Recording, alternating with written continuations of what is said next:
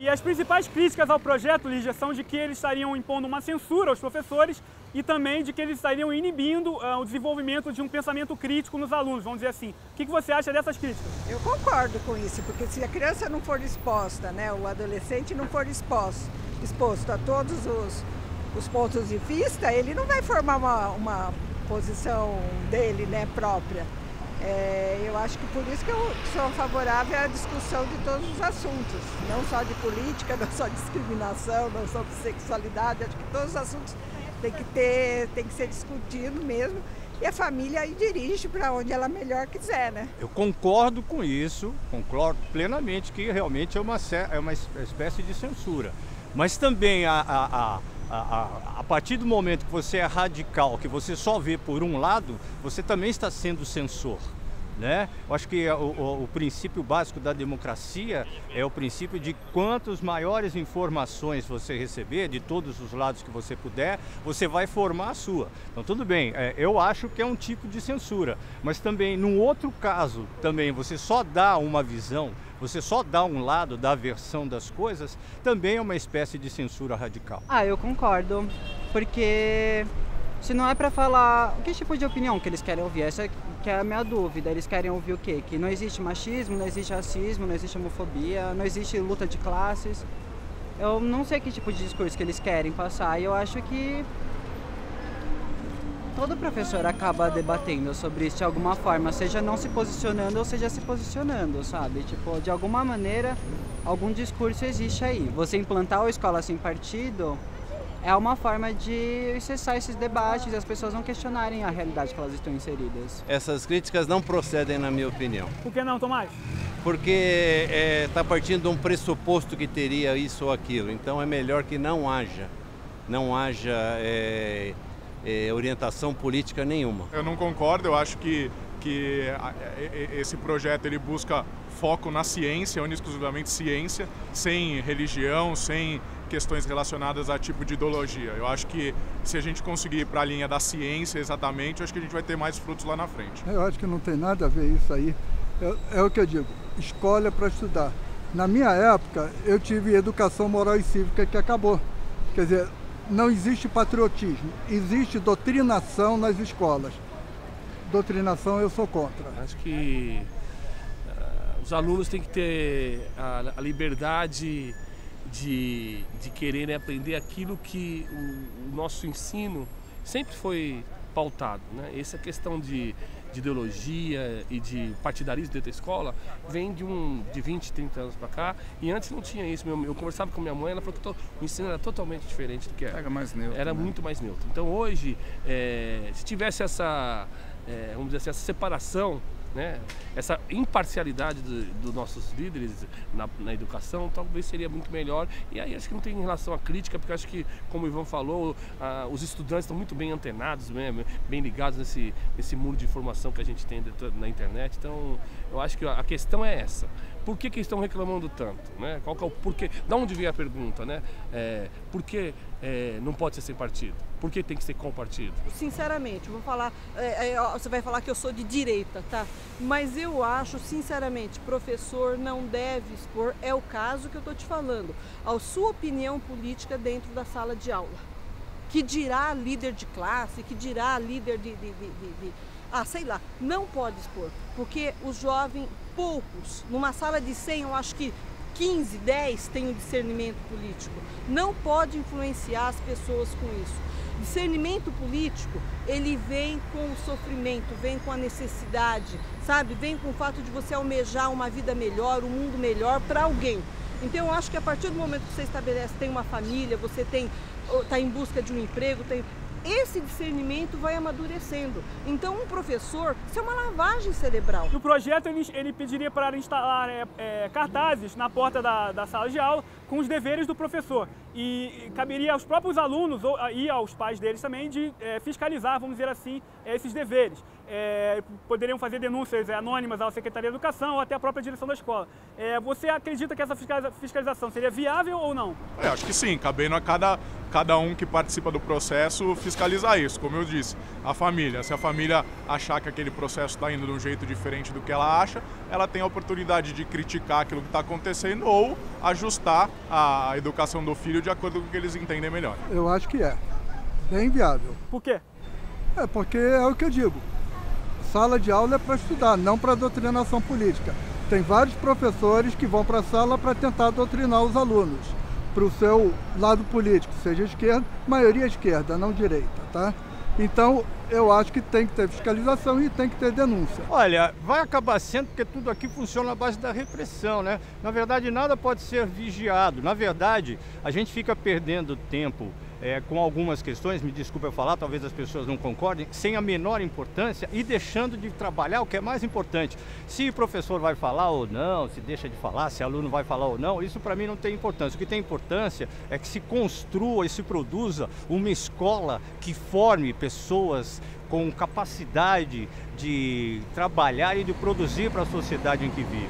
Então a escola, eu acho que a questão da escola tem questões muito mais importantes para serem discutidas do que essa aí. Na verdade, é mais um disfarce para continuarem não fazendo o que é importante. Na verdade, é mais um blá blá blá pedagógico, né? Um blá blá blá blá blá blá. E as questões básicas da escola, que é a formação do cidadão, né? Que é o acesso ao conteúdo do conhecimento, né? Que é a formação de melhores professores, porque professores também, alguns hoje em dia, não sabem nem ler nem escrever. Então não adianta você fazer um projeto, né? Que nem ninguém antigamente falava, agora todo mundo está entrando na universidade, pobre, preto e tal, mas que adianta entrar numa universidade que não serve para nada?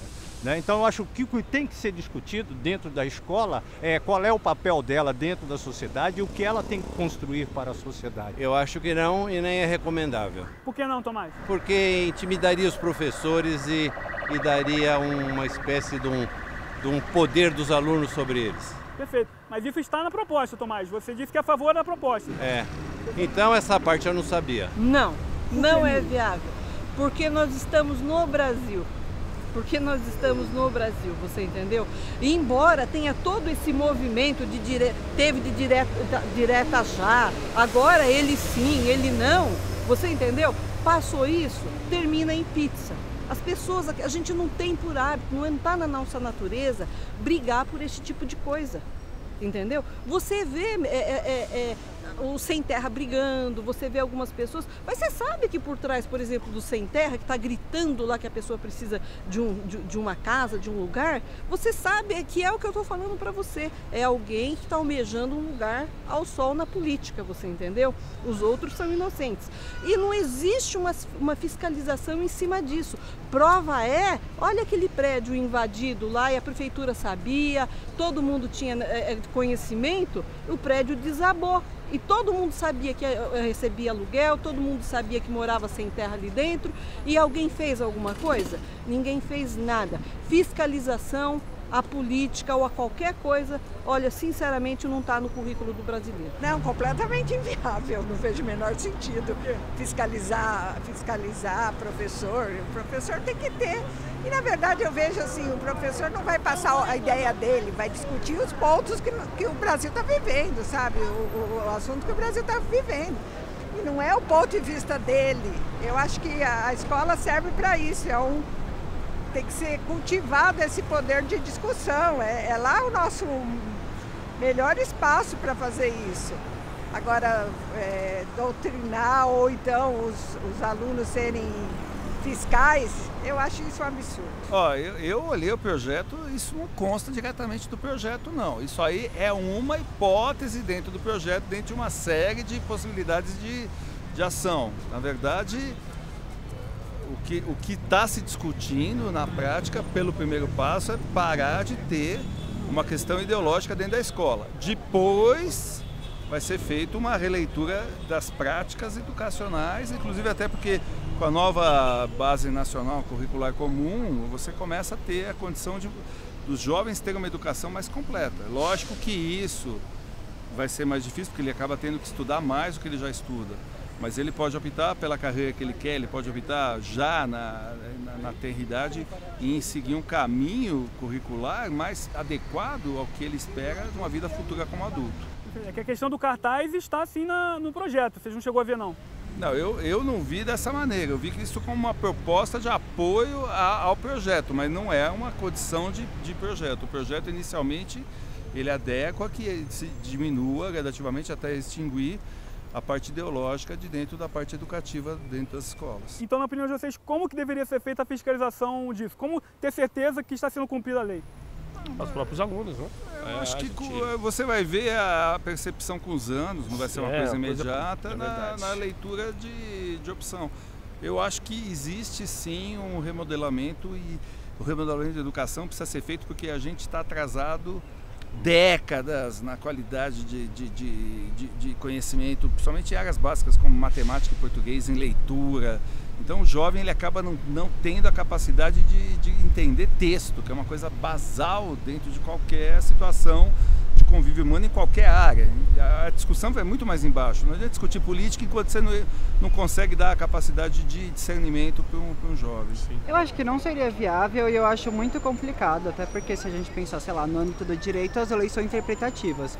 A partir do momento que eles vão dar um padrão de comportamento ao qual os professores devem seguir, vai depender muito de aluno para aluno falarem, ah tá, está tendo doutrinação ou não está tendo doutrinação. Tipo, por exemplo, para mim não houve doutrinação comunista ou algo do gênero da minha escola. Tipo, a gente debatia desigualdade social, porque é uma coisa que está gritante. Por exemplo, aqui na Paulista é só você descer em direção ao centro que você chega na Cracolândia bem cedinho. Então, tipo, a desigualdade está aí, ela existe. Agora, falar, isso é doutrinação, isso não é, tipo, eu acho muito complicado. Quem que vai decidir isso? Que discurso, de onde que vem esse discurso que determina o que é doutrinação ou não? Eu acho que não rolaria e eu acho que é engraçado falarem que tipo, os alunos não têm que falar de política, mas daí pega e cobra um posicionamento político deles. Mas tipo, não estão falando que eles não têm que debater política? Isso é político. Você censurar um professor e você decidir se o que o professor está falando é doutrinador ou não, é um posicionamento político. Então fica muito contraditório isso que eles estão pedindo. Um dos principais pontos que não estava no projeto, pelo menos não diretamente, e que está sendo discutido muito hoje na Câmara, na comissão especial que está analisando o projeto, seria para adicionar a proibição de se falar ou se discutir temas de diversidade sexual e sexualidade em geral nas escolas. A principal justificativa seria de que sexualidade deveria ser apenas discutida entre os pais e os seus filhos e a escola não deveria se meter nesse assunto. O que você acha sobre isso? Corretíssimo. Educação sexual é pais e filhos, não escola. Tá? Ou tal cartilha que estava discutida aí, que o Bolsonaro falou, aquilo ali, onde já se viu isso? Querer ensinar educação sexual à criança na escola. Quer dizer, totalmente errado. Eu acho o seguinte, eles querem ensinar, como um deputado disse, que a criança com 12 anos já tem discernimento para escolher o sexo, escolher o que for. Mas com 16 anos não sabe o que é pegar numa arma e assaltar. Quer dizer, são disparidades. Então, na escola, quer dizer, eu sou da época antiga, tá? Escola é para estudar, educação sexual é pais e filhos. Eu concordo também. Isso, porque eu acho que na infância não é o momento de discutir isso. Talvez do ginásio para frente, ou quando tem 10, 12 anos para frente. Não antes. De novo, eu acho que eu faço o vínculo com o que eu falei antes, né? Eu acho que a escola tem que ensinar a questão da ciência, né? Então, como que se dá a reprodução, como que é a transmissão de doenças sexualmente transmissíveis e outras coisas. Agora, a nível de profundidade que cada família entende que deve ser adaptado aos seus filhos em cada faixa etária, eu acho que é uma discussão totalmente que cabe à família e não ao Estado. Certíssimo, certíssimo. Não se deve discutir isso na escola. Você sabe o que é sodomia? Sodoma, Gomorra? Talvez você não saiba. Sodoma, o que aconteceu? Olha, Jesus nem existia. Já existia essa briga por causa de sexo. Já existia. Não é hoje que surgiu o homossexualismo, não. Olha, isso já existe há muito tempo. Com uma diferença. Você não entra na minha casa para ver o que eu estou fazendo no meu quarto, para ver o que eu estou fazendo na minha cama. E naquele tempo, ninguém entrava, ninguém comentava. Então você ouve falar de grandes nomes que eram homossexuais, tanto masculino quanto feminino. Você entendeu? E ninguém sabia, e as pessoas, olha, deixaram o nome entrar para a história. Por que que hoje você tem que ver casal se beijando, se abraçando, confrontando, coisa que eu não faço com meu marido na rua? Isso, sinceramente, eu considero isso uma afronta à sociedade, porque homossexualismo sempre existiu. E se sempre existiu, o homossexualismo dentro da sua casa, dentro de um restaurante específico, de algum lugar, ninguém vai questionar, porque você é livre, você pode fazer o que você quiser. Agora, não é justo um casal se agarrando aqui na Avenida Paulista. Não é justo você estar dentro de um shopping com seu filho e um casal de gays, masculino, feminino, estarem se agarrando. Entendeu? Porque isso é uma coisa que eu vou falar para você. Eu, honestamente, respeito. Acho que cada um escolhe o que quer ser, a gente não tem nada a ver com isso. Mas eu acho que você tem que respeitar. Se isso existe há muito tempo, isso não é novo, eu não condeno, gosto muito das pessoas, conheço muita gente que mas eu não aceito certas atitudes na frente de determinadas pessoas, dentro de determinados lugares. Sou contrário, sou completamente contrária a isso. Eu acho que a sexualidade de gênero tá aberto, tá todo mundo vendo, isso está na televisão, está na rua, está em todo lugar, por que não está na escola? Sabe? Para evitar discriminação, uma criança com alguma uma divergência, alguma diversidade dessa, acaba recebendo bullying justamente por causa disso, porque não é discutido isso. Então a família fala que é negativo, se o professor também é contra, essa criança não vai ter espaço nenhum para se manifestar. Eu sou completamente contrária. Eu acho que tudo tem que ser discutido. A gente não vive, a gente separa por setores, né? A gente não vive só dentro da escola, a gente vive em casa, a gente vive na rua, na sociedade, a gente vive na escola, a gente vive no trabalho, e todas as questões têm que ser discutidas em todos os ambientes possíveis e imaginários. Né? Porque a vida da gente ela não é dividida em etapas, né? O todo faz parte da vida da gente, a escola, o trabalho, a família. Acho que deve começar pela família, porque a família é o primeiro contato. Só que você não vive trancado dentro da sua casa com a sua família, né? Você vive no mundo, você não vive dentro da sua casa nem vive na família. Eu, como estudante de psicologia, eu acho isso extremamente complicado e sem sentido algum. E assim, a sexualidade sempre foi restrita ao debate no âmbito da família. E não é à toa que na família justamente que a gente vê mais relatos de abusos sexuais. Então qual que é o problema de você explicar para uma criança o que é abuso sexual, o que é, sei lá, um casal homossexual, tipo, qual que é o problema de um homem se relacionar com outro homem, de uma mulher se relacionar com outra mulher, tipo, não tem nada a ver com isso. E até por ser gay, eu acho que é um debate que fez muita falta na minha formação, porque eu ficava nesse, mas tipo, não me atrai por meninas, o que eu faço? Tipo, o que é isso? Eu existo? Eu sou alguma coisa? Não sou? Então eu acho que é sem sentido algum você propor que não debata a sexualidade, sendo que a gente sempre vai lidar com pessoas das mais variadas sexualidades na nossa vida. E a gente tem que entender o que é ser homossexual, o que é ser bissexual, o que é ser transexual, independente do que for. E eu não vejo sentido em você podar esse debate. Eu não entendo o que tem de tão ruim na sexualidade que não pode ser discutida. Tipo, não é algo vexaminoso ou que vai constranger alguém. É parte da vida humana. Um funcionamento saudável do ser humano envolve sexualidade. Então tem que ser debatido desde sempre, até pensando que cada vez mais estamos tendo adoções de casais homossexuais, vai ter criança que vai lidar com um amigo que os pais vão ser um casal gay, um casal lésbico, e elas precisam entender o que é isso, que isso é possível e que não tem problema nisso. Perfeito. E Gustavo, na sua opinião, com qual idade, a partir de qual idade poderia ser ensinado questões relacionadas à sexualidade? Eu acho que tem que ser desde pequeno. Pequeno quantos anos? Eu acho que pensando Jardim 2 ou pré, mas mais no âmbito da questão dos abusos sexuais. Nesse sentido, porque a gente, principalmente quando a gente lida com criança, a gente vê muita questão de as crianças verem serem tocadas ou conversam com elas de uma maneira que para elas é invasiva e ela não compreende o que é. A partir do momento que a gente fala, tem certos tipos de toques que não são legais, que você pode denunciar e que não tá certo, eu acho que é importante haver esse debate. Eu acho que sexualidade está presente na nossa vida inteira, então a nossa vida inteira a gente tem que debater sobre ela. Então é isso aí, pessoal. Eu espero que vocês tenham gostado desse vídeo, da parte 2 aí do vídeo sobre o projeto Escola Sem Partido. Uma outra ideia que eu tive, que pode ser feita no futuro, se vocês gostarem, se vocês apoiarem, comentarem, falarem que querem esse tipo de vídeo, a gente poderia fazer um vídeo sobre o projeto Escola Sem Partido, entrevistando só alunos da rede pública e também da rede privada, e também um outro vídeo só entrevistando professores. No caso dos professores, eles poderiam procurar professores tanto a favor quanto contra, para ver aí um pouquinho da diferença na opinião deles. Então botem nos comentários aí o que vocês acharam, também dê aquele like, compartilha, aquela coisa boa toda. Muito obrigado e até o próximo vídeo!